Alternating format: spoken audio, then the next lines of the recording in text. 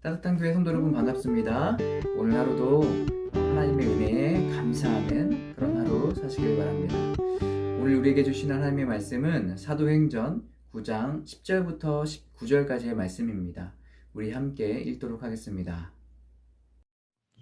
그때에 다메섹에 아나니아라 하는 제자가 있더니 주께서 환상 중에 불러 이르시되 아나니아야 하시거늘 대답하되 주여 내가 여기 있나이다 하니 주께서 이르시되 일어나 직가라 하는 거리로 가서 유다의 집에서 5사람 사울이라 하는 사람을 찾으라. 그가 기도하는 중이니라. 그가 아나니아라 하는 사람이 들어와서 자기에게 안수하여 다시 보게 하는 것을 보았느니라 하시니거늘 아나니아가 대답하되 주여 이 사람에 대하여 내가 여러 사람에게 듣사온즉 그가 예루살렘에서 주의 성도에게 적지 않은 해를 끼쳤다 하더니 여기서도 주의 이름을 부르는 모든 사람을 결박할 권한을 대제사장들에게서 받았나이다 하거늘 주께서 이르시되 가라. 이 사람은 내 이름을 이방인과 임금들과 이스라엘 자손들에게 전하기 위하여 택한 나의 그릇이라. 그가 내 이름을 위하여 얼마나 고난을 받아야 할 것을 내가 그에게 보이리라 하시니 아나니아가 떠나 그 집에 들어가서 그에게 안수하여 이르되 형제 사울아 주 곧 내가 오는 길에서 나타나셨던 예수께서 나를 보내어 너로 다시 보게 하시고 성령으로 충만하게 하신다 하니 즉시 사울의 눈에서 비늘 같은 것이 벗어져 다시 보이게 된지라. 일어나 세례를 받고 음식을 먹음에 강건하여 지니라. 아멘. 사울은 예수님을 만난 뒤 앞이 보이지 않게 됩니다. 그래서 사람들의 손에 이끌려서 이동하게 되죠. 다메섹에는 아나니아라는 사람이 살고 있었습니다. 아나니아는 믿음의 사람이었습니다. 하나님께서 아나니아에게 환상 중에 말씀하십니다. 사울이라는 사람이 지금 앞이 보이지 않는다. 너가 가서 안수하면 눈이 나을 것이다. 그런데 아나니아는 사울에 대해서 알고 있었어요. 사울이 어떤 사람인지. 그리스도인들을 박해하고 그리고 핍박하며 또 잡아가두고 또 그들에게 많은 해를 끼쳤기 때문에 사울에 대해서는 안 좋은 마음이 있었습니다. 그런데 하나님께서 아나니아에게 사울에게 가서 눈을 낫게 하라는 것이에요. 이 얘기를 들은 아나니아는 어땠을까요? 마음이 많이 힘들었을 겁니다. 그냥 더 안 좋게 살았으면 좋겠고 사울이 잘 안 됐으면 좋겠는데 지금 사울에게 가서 기도를 해야 된다는 이 상황이 굉장히 힘들었을 거예요. 여러분, 저도 이 말씀을 보면서 좀 힘들었습니다. 이 사울이란 사람, 이 사람은 하나님께서 사용하지 않으셨으면 좋겠는데, 왜냐하면 그리스도인들을 많이 핍박하고 어려움 가운데 있게 했기 때문에 그렇습니다. 이 사람 말고 그냥 믿음의 사람, 다른 사람들을 좀 세워서 했으면 좋겠는데 라는 마음이 있었는데요. 제가 오늘 말씀을 좀 보니까 이 사울의 상황이 뭐 저의 상황과 별반 다르지 않더라고요. 죄인이고 하나님을 떠나 있던 사람 저를 예수님께서 만나주시고 또 새로운 삶과 새로운 길로 인도해 주셨죠. 이것처럼 사울도 그전에는 그리스도를 핍박하고 또 믿는 사람들에게 해를 끼쳤지만 이제는 예수님이 만남으로 말미암아서 이 사울의 삶은 더 이상 그런 삶이 아니라 새로운 삶으로 바뀌기 시작하죠. 이것이 바로 하나님의 은혜 아니겠습니까? 죄인 된 우리를 만나주시고 우리를 새로운 삶으로 이끌어 주시는 것입니다. 아나니아는 자신의 생각도 있지만 하나님의 말씀에 겸손히 순종합니다. 하나님의 말씀을 믿고 신뢰했기 때문에 그렇습니다. 우리가 아무리 잘 계획하고 준비한다고 해도 하나님께서 계획하신 일을 우리가 어떻게 뛰어넘을 수 있겠습니까? 우리가 이해되지 않고 우리가 좀 어려워도 하나님께서 말씀하신다면 그 말씀대로 순종한다면 정말 놀라운 은혜를 우리가 경험하게 되고 하나님의 놀라운 계획을 우리가 알게 될 것입니다. 작은 것부터 시작해서 큰 것까지 믿음의 삶을 요구하실 때마다 여러분 힘들고 어렵지만 그래도 그 말씀에 순종하신다면 정말 큰 은혜가 여러분 삶 가운데 임하게 될 것입니다. 저는 그 고등학교 때 진짜로 친한 친구가 있었거든요.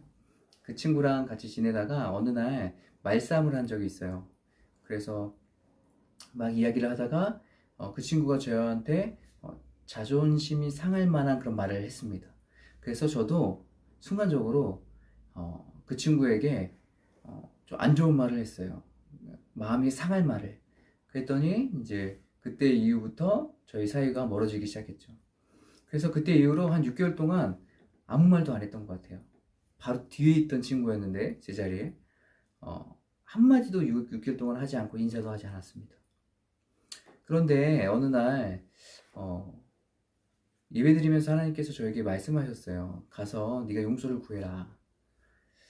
근데 저는 한 가지 생각이 있었거든요. 뭐냐면 내가 잘못한 게 없었어요. 다 제 잘못이다. 제가 먼저 나한테 잘못했다. 그렇기 때문에 제가 먼저 나한테 와서 사과를 해야 내가 받아줄 것이다. 이런 마음이 제 안에 있었거든요. 근데 제가 가서 용서를 구하라는 마음을 받았을 때 굉장히 힘들었어요. 왜요? 제가 잘못한 거 없는 것 같은데. 쟤한테 가서 용서를 구해야 되니까요. 근데 제가 어렵게라도 그 친구에게 가서 용서를 구하니까 그 친구도 자기가 저한테 했던 뭐 이런 내용들에 대해서 용서를 구하고 서로 더 친하게 지냈던 기억이 있습니다.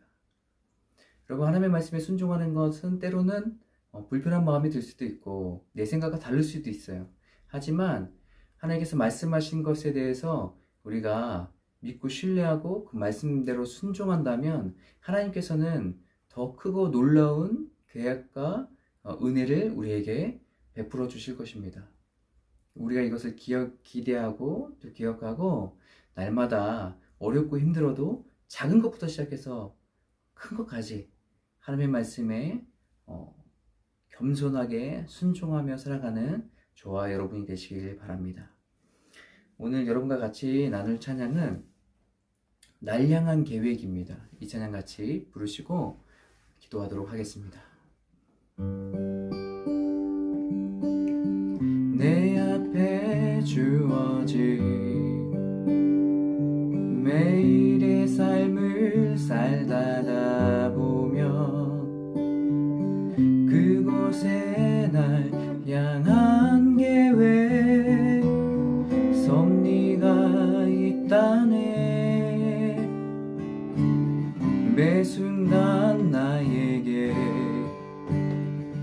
요구하시는 작은 믿음들 그곳에 날 향한 계획 섭리가 있다네.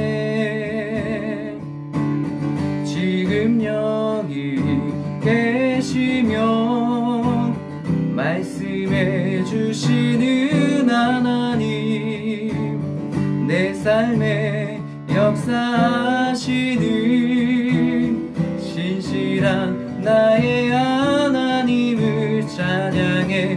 지금 여기 계시며 말씀해 주시는 하나님 내 삶에 역사하시는 신실한 나의 하나님을 찬양해. 아멘. 제가 기도하겠습니다. 사랑의 하나님, 우리가 때로 이해되지 않고 또 어려워도 하나님의 말씀에 겸손히 순종하며 살아갈 수 있는 우리의 삶이 되게 도와주시옵소서. 그 무엇보다 나를 믿고 내 생각을 믿고 내 생각대로 살아가는 것이 아니라 하나님의 말씀을 신뢰하고 믿고 따라가는 귀한 우리의 삶이 될 수 있도록 주님께서 인도하여 주시옵소서. 그래서 하나님의 순종으로 말미암아 사도 바울이라는 놀라운 전도자를 하나님께서 세우신 것처럼 하나님 우리의 삶의 순종을 통하여서 하나님의 놀라운 은혜가 놀라운 사랑이 세상 가운데 전해질 수 있도록 인도하여 주시옵소서. 오늘 하루도 주님께 모든 것 맡겨드립니다. 선하게 인도해 주시고 함께해 주시옵소서. 예수님의 이름으로 기도합니다. 아멘.